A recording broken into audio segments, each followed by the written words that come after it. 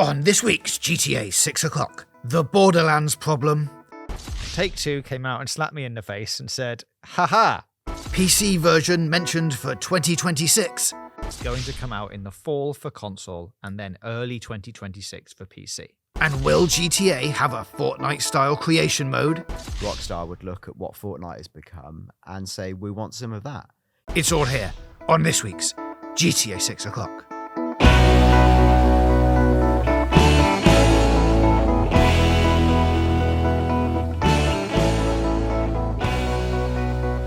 Good morning, Los Santos, and welcome to GTA 6 o'clock, the world's most in-depth and best connected GTA 6 show. I'm JJ, and this is episode 61. And since our last episode, where we predicted that GTA 6 will launch in October or November 2025, it would seem a few other people have jumped on our bandwagon, but more on that later. First of all, let's say hello to my co-host today, and that is Dan Dawkins. Hello, I'm still Dan Dawkins.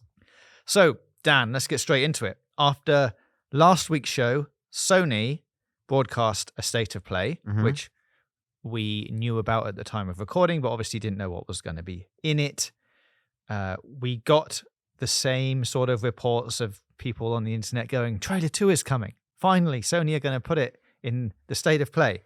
Now, I will say that hopefully if you've been listening to this show for a while, Dan is shaking his head while I'm saying this. Yeah, thought nobody. You wouldn't have believed any of those things because you probably would understand by now that Rockstar aren't going to put Trailer 2 in the middle of a state of play. And to everyone's surprise, it was not in there. Fine. What we did get, however, was a gameplay trailer for Borderlands 4, which for me, as people who have maybe listened last week, when I said, oh, look at these financial reports, you should be worried about Borderlands 4 if it's not got a date on it. That could slip to 2026. Well, Take-Two came out and slapped me in the face and said, haha, launch date for Borderlands 4 is September the 23rd. Which is, I'll be honest, look, that game looked a lot more ready than I expected it to be. Yeah, I agree. And I am equally, well, I'm laughing at it, obviously, but it's a surprise. Their earnings report, it was conspicuous that they didn't really zero in on a date or even a period for Borderlands, really. It felt like if there was a game to slip, it's going to be that one. But no, we've been duped because it's the game that's got a rock hard date. Yeah, here it is. What it does help us with is narrows down a window, I guess, for when GTA 6 could launch. I'd say it now makes September a no-go. I mean, from our timeline that we did last week, we said late October, early November. So we weren't really thinking September anyway, but I'm sure some people on the internet were. This probably rules that out now. It also, and of course, Take-Two aren't the same company as Borderlands, but it does feed into the 7 to 8 month timeline that we were talking about from nailing on a release date for the game to launching the game. They've just put the release date on Borderlands in February with a September release. That is 7 months away. It shows that possibly on a top level, the company have decided that that kind of time period works. As we looked at the timeline last week, it's worked for Red Dead. It's worked for GTA 5 in the past. It sort of, gives me hope that they could be saying to Rockstar, hey, look, marketing timelines like this do work. Here's how you could do it. Here's how we're doing it for some of our other games in the portfolio. Wouldn't it be nice if yours slid its way into that in some way? Now, as we've said before, Rockstar are their own company within Take-Two and can do their own things. But I'm sure there'll be some people within Take-Two going, wouldn't it be nice if all these things aligned? Yeah, there'll be sharing of best practice. Take-Two, as the sort of masters of the empire of 2K Games and Rockstar, who are like independent companies, but they're going to share best practice and they're going to say, tell you what a good idea would be, not launching your games in the same, certainly not the same day or even the same week, probably different quarters. They report their financial earnings every quarter. I would imagine if you were strategically planning the portfolio, you would say one pillar release per quarter. And you go Borderlands there, next quarter. And there's a difference between financial calendar quarters and financial year quarters. But like, what would be the equivalent of, I guess, if you say October, November, December is a quarter, then you would have what? July, August, September as a quarter. That's the way to segment the year. And then that would put Borderlands in its own quarter, and then the final quarter of the year, which is like you would say is Q4 on the calendar, but isn't for their fiscal year. That would be the GTA release window. And they have talked about this before. IGN have asked Strauss Zelnick in an interview ahead of the company's third quarter financial results, which is the one that just happened. They asked them about how you're going to manage these releases if they are all coming out this year. And Zelnick said, Take-Two is planning its releases to avoid a risk of cannibalization, insisting the timing is driven by a desire to respect the customer's need to spend a lot of time playing these hit games before they go on to the next. He then continues to say, no, I think we will plan the release so as not to have that be a problem, Zelnick said. And what we found is when you're given consumers hits, they tend to be more interested in pursuing other hits. In other words, I've said this many times, even when the hits aren't ours, they're a good thing for the industry. In this case, we hope that the hits will largely be ours, so we feel really good about it. And I think that we will time our releases as to respect the consumer's needs to spend a lot of time playing these hit games before they go on to the next. So that opens up the question, Dan, for us. How long is a lot of time? If Borderlands is coming out late September, how long do they consider a lot of time to be before they can release the next hit, which in this case should be GTA 6 if it's coming out in the fall? The most relative question ever. How long is time? I mean, look, I was laughing as he was saying all that, and the reverse headline would be Zelnick confirms Borderlands 4 will only last you a month. Because, you know, if GTA launched, as we'll talk about more in the show, late October, there's about a month between those two releases. And and they're not the only two games in the world, let's be clear. There's all the other games that have ever been released, including things like Fortnite that sucks up most people's time, and all the other games that will get released. So like a month probably is pretty decent. That's enough time for like most traditional solo story experiences to get kind of chewed up and done. And Borderlands will be a persistent experience. You know, it'll be an online experience as well, and that's just on running. And then you could say, well, we can never release a game because some people are still playing Borderlands, which isn't true either. No. So I mean, they also have Mafia in the summer. Yeah. So they're basically, you know, they're packing them in. Yeah, that's it. But that's a game, again, you think you could finish in a few weeks. And then you've got another game that you play, you know, you zone in on. This is how we all play games. So mostly, you know, you get a game that you go, new release, I want to play it. This is my next 2 to 3 weeks, or depending on your leisure time, not my next week. It's not my leisure time. And then, yeah, that seems fine to me. That seems like a perfectly big window before GTA looms over the horizon. Yeah. To give you some number stats, Borderlands 3 was about 23 hours long, according to like how long to beat. Yeah. About 80 hours to get 100%. So if you were playing Borderlands 4, assuming that it's going to be a similar length, which we don't know, it could be a lot shorter. They'll know how long it's probably going to be. If you were playing that game for 2 hours a night from September 23rd when it launches, and it's going to take you about 23 hours, it's going to take you up to October the 3rd, about 14 days of playing that game for 2 hours a night. Mm-hmm. That's quite a commitment, I would say. Yeah. 2 hours a night, every night, playing the same game. You'd get to the end by about October the 3rd.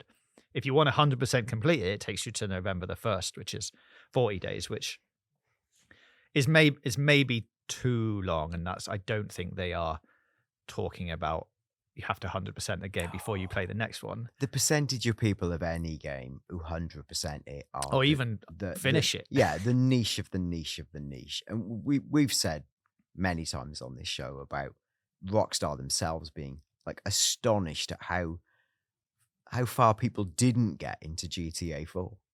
It was, like an astonishing number, like less than 10% got past the first few missions. So, maybe not as bad as that, but it was like an astonishing number where they spent all that time making this brilliant story, barely anyone saw it. And I say barely anyone is a percentage of the people who bought the game. The actual number of people who played it all the way through is probably in isolation huge. Yeah. It's just because it's the ultimate mass market casual game.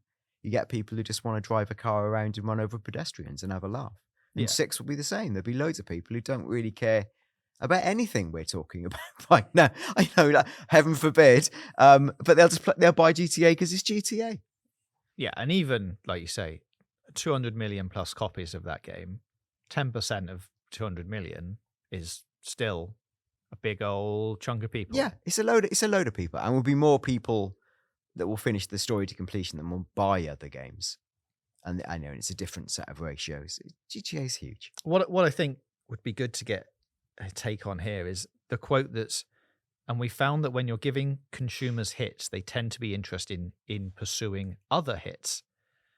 To me, that suggests some kind of overlap here with Borderlands 4. Like, if people are playing the hit game Borderlands 4, now they're interested in this other hit we have, GTA 6. It would work out, I think, September the 23rd to a late October release date gives you that slight overlap with people may still be trying 100% Borderlands 4. They're still playing that hit game, but here's a new one. So I guess what I'm saying is, does that change your expectations of our timelines from last week based on all of this stuff? For me, I'm saying no. I'm still in the late October, early November period. Me too.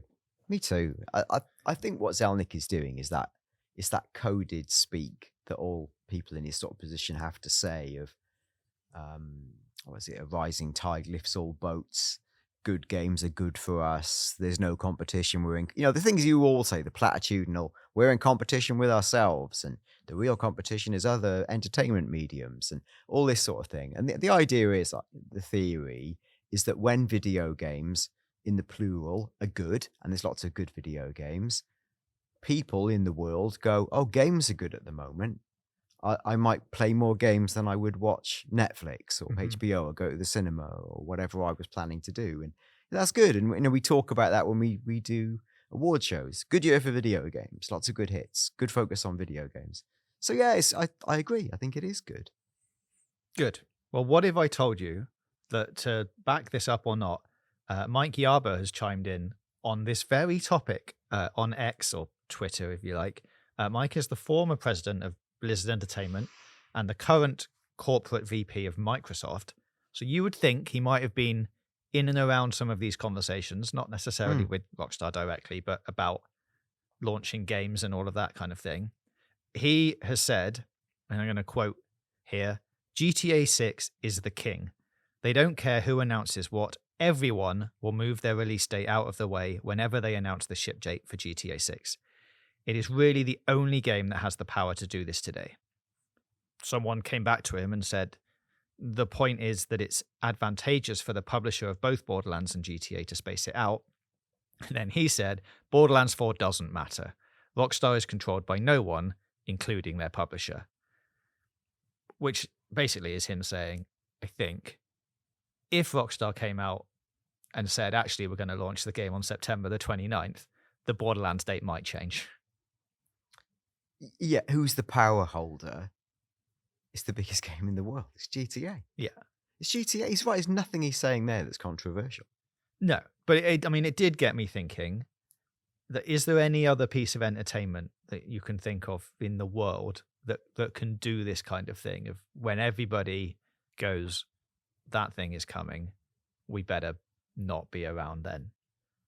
Like, I thought maybe Bond films back in the day, when they were like, the biggest hit of the cinema, and people were like, oh, we can't release our action blockbuster around Bond because people might be all action blockbustered out. And I guess the movie industry doesn't really work in the same way as games like that. Like, you don't get hit after hit after hit releasing in a very small period of time, because people are worried, I assume, that you go to the cinema once or twice and then you're like, done that for the month. Yeah, I think cinema like, generally is not in a very good place, and there's a lot of films that Hollywood bet on that didn't deliver, like the Indiana Jones recent film just didn't do the numbers they thought it would. I think a lot of the MCU has gone off the boil. They've struggled for bankers. Even the last Mission Impossible film, is excellent, right? The series is excellent, didn't generate the returns they hoped, and the conclusion of that is this summer. But they also benefit from, I think, clustering. So like the Barbenheimer phenomenon, the sort of peanut butter and jelly approach of you see them both on the same day. And that was, I guess, a good marketing gimmick based on the fact they couldn't have been more different Yeah. tonally. But that was good for the cinema. Like probably one of the few good things that happened for cinema in the last few years. And in terms of wider media, who can launch something and tell everyone just press pause and change your plans? Music, maybe Taylor Swift, maybe Kendrick, maybe. There's not many people who are like so big. No. Cinema isn't what it was. TV doesn't really work like that. It's streaming's like, it just drops when it drops and people watch it when they watch it. I mean, even what's the biggest thing on Netflix? Stranger Things. I suppose if you were a rival streaming service who'd spent $50 million making a 7 out of 10 fantasy series, you wouldn't drop it on the same day as they do the last season of Stranger Things, I guess. No, but then, like you say, it doesn't matter so much because it's streaming and you can just decide when you want to watch it. Yeah. So even if you did release it on the same day, fine, you might not get your initial first week of hits, but once people have finished watching Stranger Things, they'll just go, I'll just load up the other streaming service and watch this other thing. Yeah, and I guess what you might miss is that there's a lot of brands and reporters in the world, but they're still finite. So it might be that all the writers on a team, which has a finite size, get told you're going to write a lot about Stranger Things this week, and not the other streaming channels' quite good 7 out of 10 fantasy series. So there is an advantage from mainstream media coverage, I think, in spacing. But you're right. I don't think there's much anywhere that's like this anymore. And I'm struggling to think of, maybe a cultural event like the Super Bowl. Like you wouldn't schedule something on Super Bowl day, obviously. No, you wouldn't put your other American football minor league game on No. the same day. No, or anything that involves like, America, wake up and watch this thing. Like, don't do it today. No, and don't release your 6 out of 10 ad around the same time that everyone's talking about the Super Bowl ads. It ain't gonna work. Yeah, you've got to be in the Super Bowl. So yeah, it's a long way around of saying Rockstar have got one of the biggest trucks in entertainment and can drive it through any roadblock, I think. Well, is that roadblock coming on a specific date? You have wanted to talk about this article from Kotaku that went out in the last couple of days. Yeah, I thought this was amusing because it's Kotaku, and that word immediately to your ears as you listen to this will either make you go, "Oh, Kotaku, bastions of morality and social causes and truth," or something not that, the opposite, because they've got a very polarizing and mixed reputation. I'm not here to judge, but I will say that, this caused a lot of people reported what they'd said, almost like, not quite factually, but almost like what Kotaku said it. And I saw a lot of GTA fan sites saying, of course, we don't know this is true, but Kotaku were right about the GTA Trilogy edition several years ago. Yeah. Probably with different journalists and a different set of management, because Kotaku's had a lot of well-reported troubles. So it doesn't really mean anything. So what Kotaku said was, in a sort of, we'll talk about this, a slightly rambly, almost sarcastic, but maybe not piece about, we know when GTA 6 will launch. And it says, Grand Theft Auto 6 will launch on October 28th. Probably. Or like, right around there. Pretty close to that point. I mean, I'm fairly certain that if the game doesn't get delayed into 2026, which Take-Two CEO Strauss Zelnick doesn't think will happen, GTA 6 is arriving sometime in late October. And October 28th is the last Tuesday of the month, a month in which Rockstar has historically released a lot of its biggest games. Now, this is the weird sentence they added at the end, but this isn't just a random guess based on the fall 2025 release window and Rockstar's past game releases. I don't know what you think, That to me sounds like it's sort of going, ha, it's not just a guess, sarcasm, but it reads almost like, no, are they implying they've got a source, or is it a joke? Well, yes, that's the catch-22, isn't it? It reads like there is something there. Well, to me, it reads like there's something there that to back this up. If you're saying all of these things and then you're saying, but this isn't just a random guess based on this, that implies there's something more to this than it's a random guess. The problem is this is written down on the internet, and it's very hard to write sarcasm unless you literally put it in brackets and go, sarcasm incoming. This isn't just a random guess, guys, which I feel like the rest of this reads like this maybe is sarcastic, because this is, the kind of thing that we speculate about. It reads sarcastic, doesn't it? I think. Yeah. The first bit does, probably, or like right around there, sounds like the kind of thing you would say, you would read on a forum post of someone going, I've nailed it, guys. It's coming October 28th. I'm pretty certain that it's not going to get delayed and it's going to come out here. Zelnick has said it's not happening, it's arriving, et cetera, et cetera. That bit's all fine. It's just the end bit. Like who knows? Do I think someone has absolutely told them it's coming on October 28th? No, I don't think so. So therefore, I'm reading into this that this whole post is sarcastic. The problem with saying this and posting it on the internet is, as we have covered for the last 62 episodes, headlines like that are going to get reported as fact by a lot of other sites, and then it will become, internet fact that, it's coming October 28th. And then when it doesn't, people are going to be sad. Or when that date changes or whatever. It's just a weird thing to do. It's very weird. And if the point of it is to almost like lampoon the quasi-science speculation industry like ours, where we're being quite straightforward about it. We're saying we're patching together pieces of evidence, trying to make logical guesses. We don't know, and even if we knew, you may not be able to even say it. I just don't quite know what their target of this is. Whether it's like some clever third way of actually revealing the release date hidden in a riddle or sarcasm, or it's just a failed critique of the speculation industry. I don't know. Something I would say on this point, if they were attempting to troll people, nobody could do it better. I don't know if you remember this. This excellent news journalist called Patrick Garrett, who he's like quasi-retired. He used to own VG 24/7, and Pat knew where GTA 5 was going to be set, and he knew before anyone else had said it out loud. I think he'd been told by someone he 100% trusted and knew. So he wrote a dead straight headline that said GTA 5's location revealed or something, or setting revealed. But then he wrote a 2,000-word story between two imaginary characters in a bar having what felt like an entirely unrelated conversation about nothing.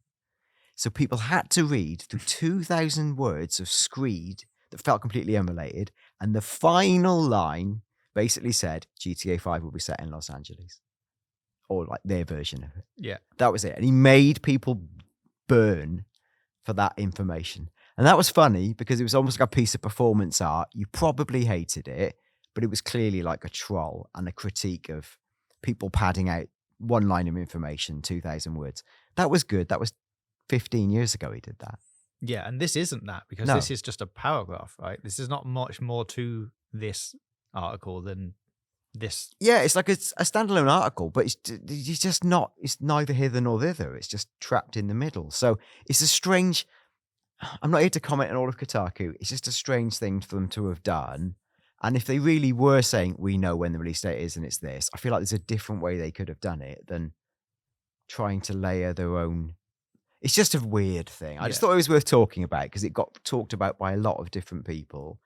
I do think there's a chance that, it is that date, right? It's not a bad guess. No, it's a perfectly good guess. I mean, it's the kind of guess that we would make. Yes, exactly and that. did last week. Exactly that. So I agree with it, but the entire way it's presented and wrapped up and then the way it creates confusion, I don't think that's saying anything very clever. I just think it's It's just a weird decision to have done this. Yeah. I mean, is it so they can go back, with fingers crossed in 6 months' time and go, haha, we told you we were right. Well, yeah, maybe, but in that way that we covered it in so many custard pies that if it was fake, we could always pretend, oh, well, that was always a joke. You knew that.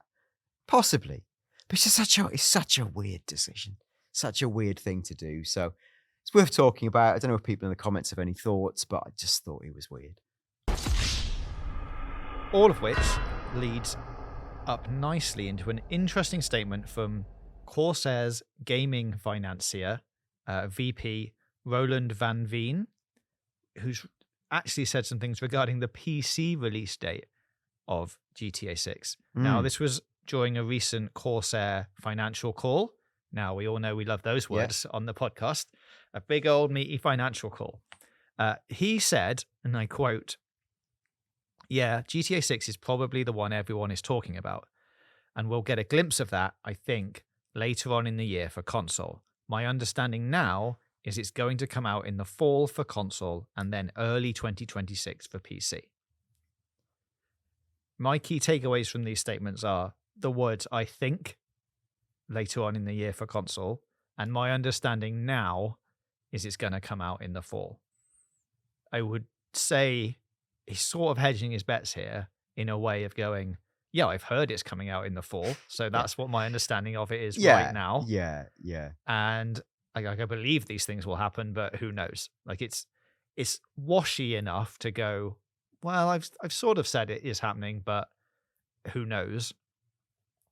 I don't know where the early 2026 for PC date has come from, because that's not come from anywhere.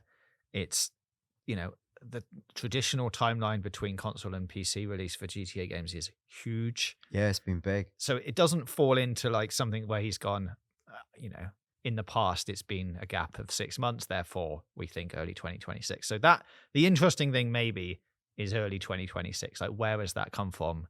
If not from somewhere that he's heard, it could be just someone has just told him, like we talked about a few weeks ago, when someone just says, oh yeah, it's coming out in this, and he's taken that as, okay, well, I should say that on this call. But I don't know, like he backs up the fall thing again, but as I say, reading into that, it feels like he's just seen Rockstar saying it's coming in the fall, and then he's saying, this is my understanding that it's coming in the fall. I don't think he's got any extra insight, but who knows? But yeah, thought it was worth mentioning the PC statement, and it does back up what Strauss-Zelnick said about the importance of PC releases. A couple of weeks ago, they said, so with Civilization 7, it's available on console and PC and Switch right away.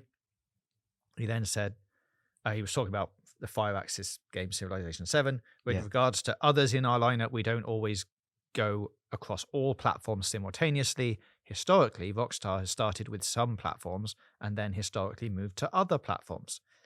We have seen PC become much more and more important part of the business than what it used to be. I wouldn't be surprised to see this trend continue. And then he added, of course, there will be new console generations too. All of that fits. Of course, Rockstar and Take-Two are going to be much more focused on narrowing that gap between PC and console releases, you would think. The gap between PC and console for GTA 5 was 19 months in the end. It's just over 1.5 years. If we're taking what the Corsair VP has said as, roughly approximation, then that gives you a gap of 4 to 5 months. If, for example, GTA 6 comes out in November for console, that would give you a April release for PC. Now, the end of March is the end of the financial year for Take-Two. Would they want to, this is all speculation, obviously, and these dates are all up in the air, but would they want to put the PC release in the same financial year as the console release, or would they want to shift that just a little bit so it falls into their new year predictions? I suspect the latter. Yeah, I agree. As we've been talking, I've been doing a bit of calculator maths on exactly that, because if the PC release was in the early part of 2026, and like you say, fell between Jan and March, which is Take-Two's quarter 4 and would be included in like this year's financial results, that number is potentially huge for that PC. It's almost like you're releasing GTA. You are literally releasing GTA 6 twice. Yeah. So what is the value attributed to just the PC platform? I haven't been able to pass that out while we've been talking. But for example, like the GTA 6 release will probably be worth, like I say, it's that the opening week will be worth somewhere between $1 to $2 billion, depending on what you read and what you believe. To sneak in another $1 to $2 billion release, if that's even the magnitude that scales, would have a massive. It'd already be in their projections, and it's a number that's so big it would almost already have to be disclosed. And it's not like companies to suddenly go, we punked you, we're $2 billion over budget. Yeah, we forgot about it. It makes them look, it's great, but that would look like they didn't know what they were doing. Like, you can't trust our predictions because we haven't. I don't know. Like, I agree with you. I think if it was the next financial year, that would make a lot more sense. And you would budget for, and you would also have a sense of, well, console release did this, we can extrapolate this for PC. It just helps with your predictions. So, to sneak in on the last day of the financial year or thereabouts feels a bit wild to me. And they've already got a super packed slate of Mafia, Borderlands. They don't need to cram this in. No. And like you say, and because traditionally there's been a big gap of like 18 months plus between the releases, I do agree. I think the gap could be shorter. The past isn't always the future, but 4 months feels tight. Yeah. 6 months, maybe a little Yeah, bit maybe. more acceptable. But I mean, and then we're hitting all these beats. You're into April, May time. You're into their new financial year. 6 months since the console release, if it comes out in November or very late October. So like all of those things do start to align. And if not, 12 months is, you just do it the same time as the console release in 2025, hopefully. Yeah, and there's also historically when they've done the PC release, there's been an opportunity to resell the console version or the Ultimate Edition or new modes, or that's what happened historically. So whether they'd actually want the gap to be big, I'm trying to think when we're in 2026, like how soon can we start talking about the next wave of consoles? Like, it feels too soon, but maybe not that far off. Like maybe next year people will be starting to think about it. Yeah, I think 2028 was the next wave of consoles, probably. Yeah, and So- Xbox have talked about, like they do, maybe going earlier, and they've already talked about, the Xbox have openly talked about their next console. In fact, so have Sony. They haven't said it's PS6 out loud, but they've talked about direction of travel and that sort of thing. So maybe there is and when you get your PS6 / whatever the Xbox is called, you can play the thing the PC players had on GTA quite soon after. Oh, that will absolutely happen. The new generation of consoles will have, like we saw for GTA 5, the enhanced versions for the new consoles. Yeah. So It's they're happening. already, and that's evidenced here when they say, of course, there will be a new console generation. You can see them already basically planning to launch this game 3 times. Oh man. Once this year, hopefully, Yeah. on current gen, then possibly 2026 for PC, and then 2028 for the next wave of consoles again, with the PC version basically, but now on console. And that's only 3 iterations of the game, and as we saw with 5, they've definitely released that game a number of times and it's worked. So Yeah. Some more of that. So lots of things there that we've talked about are all interconnected. So let's try and tie everything up with some more little bits and pieces, which I think even goes a bit further to cement some of those things. Within the last week, Rockstar has created a Rockstar Games Discord channel. This is new. Already has about 250,000 members, which is great for them. It's got a dedicated GTA 6 channel, as you'd imagine. As you'd also imagine, that channel is just full of people talking about Where's trailer 2? when the next 7 thing is billion happening. posts. Yeah. Yeah. But for them, it's a good way, I think, to put, get the community in one place on an official platform. So they're not just spread out across forums and Reddit and all of that kind of place. And now at least they've got a managed community. It's appeared on the other social buttons on rockstargames.com. So it is, a very official thing. It's part of their marketing now. I suspect you can go in there and, sign up, and a lot of the announcements will be posted on there at the same time as they are posted everywhere else. So that's a good sign. It implies, things are moving in the right direction. They want a bit more community management now. There've also been a couple of marketing roles popping up on the Rockstar Games job listings. They need now a marketing manager in Japan and a marketing manager in South Korea. So if you're looking for a change of career, there's two options for you there. There's not much to say about these things other than, they're just trying to market their upcoming titles in those regions. The description is the ideal candidate will have a deep understanding of Japanese players and a breadth of experience bringing Western products and live service to market.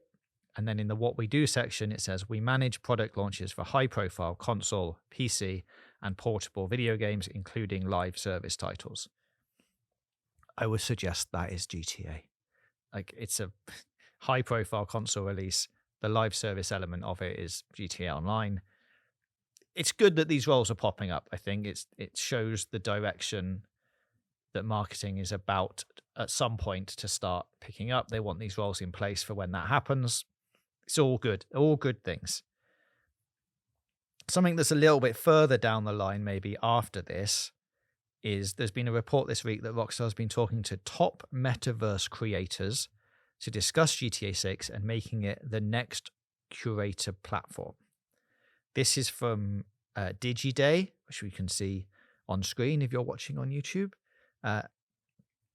They have said Rockstar Games has been in discussion with top Roblox and Fortnite creators, as well as dedicated GTA content creators, not us, about the potential to create custom experiences inside the upcoming game. According to 3 industry insiders with knowledge of these meetings who requested anonymity. Anonymity. There you go. That word. Yeah, that one. Not going to try and say it again. They requested that in order to protect business relationships.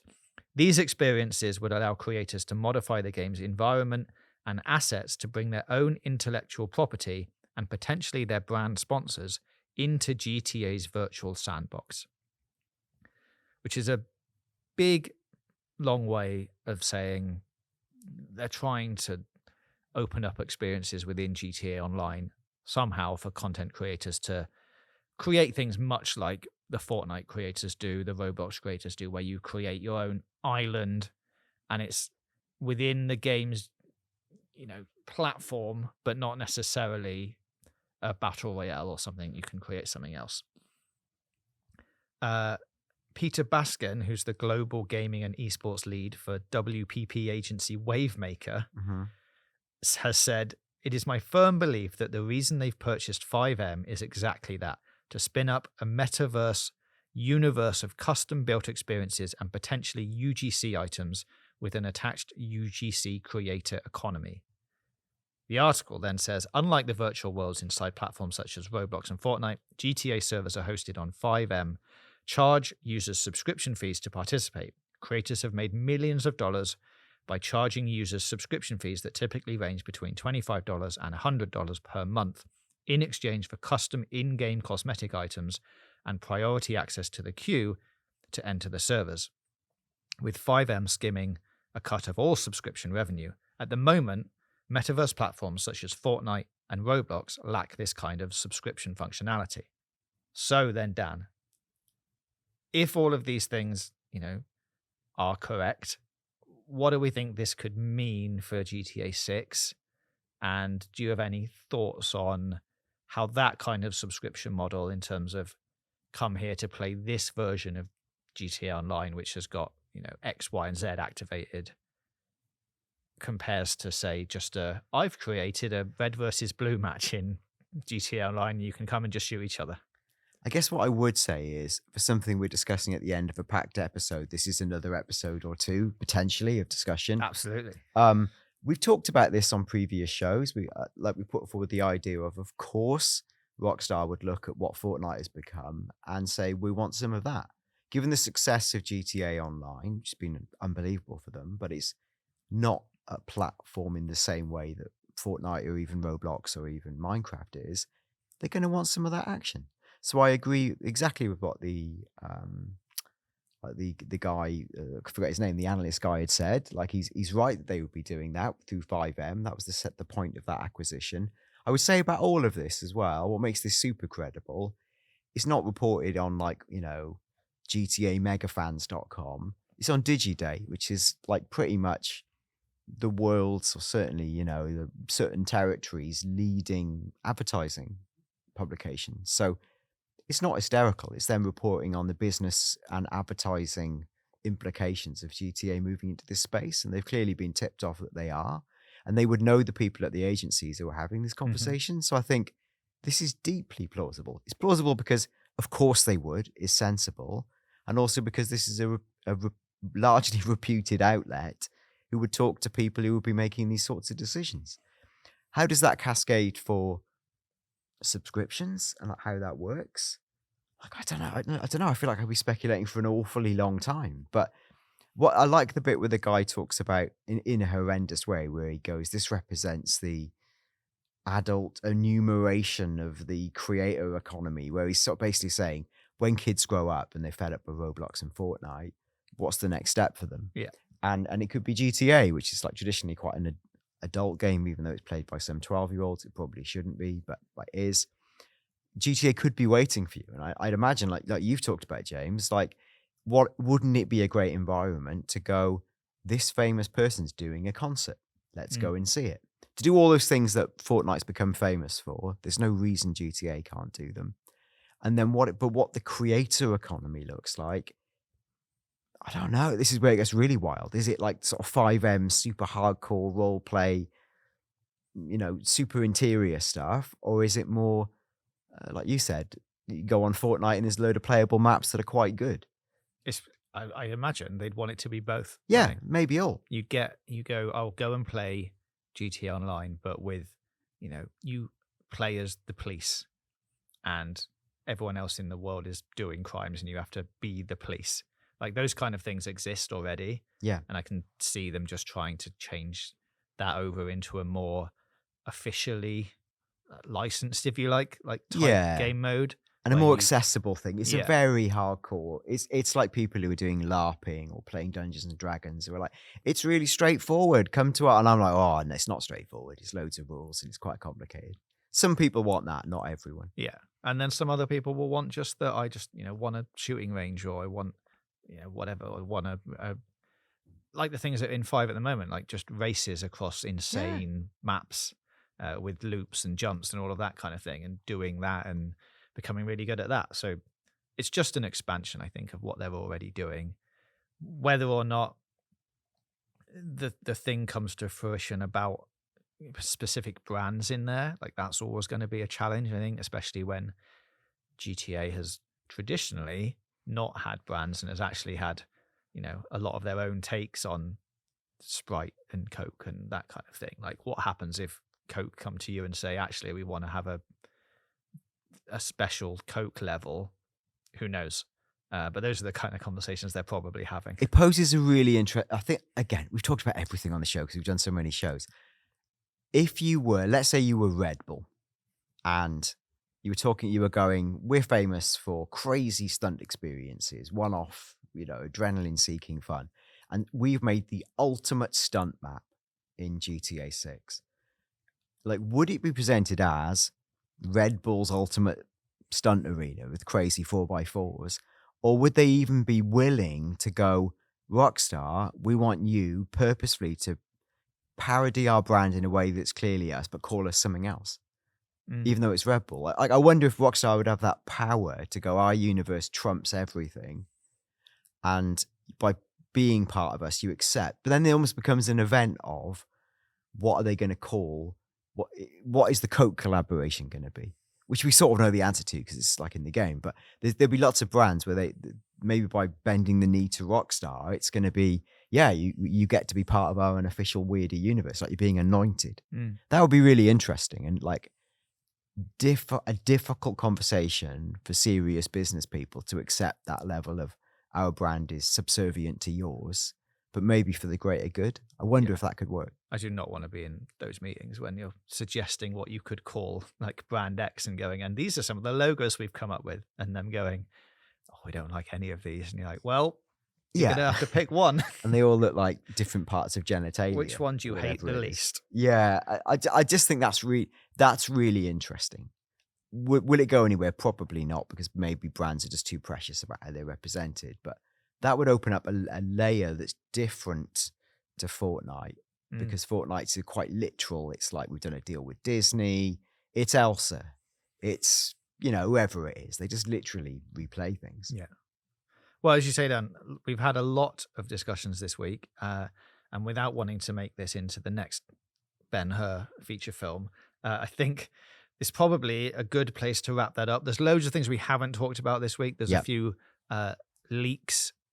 I'm putting leaks in inverted commas, and probably caveating that with fakes that have come out this week. Probably all fake, but of a sufficient production bar that it might be worth discussing. Yeah, but we can talk about some of them next week. There's of course the Mind's Eye trailer that was also at Sony State of Play, which is a new project from Leslie Benzies that is worth talking about and looking at the kind of stuff that they're focusing on. And there's been a few other things that we can pick up on next week. If any of these are of interest to you, or any of the things that we've talked about, let us know in the comments. If you're listening on YouTube, you can just type them below, and while you're there, you can hit subscribe. Or you can get in touch with us on Twitter at GTAVOclock, or send us an email, gtavio'clock@gmail.com. We will read all your comments, we'll reply to some of them, and then we will be back next week for another episode of GTA 6 O'Clock.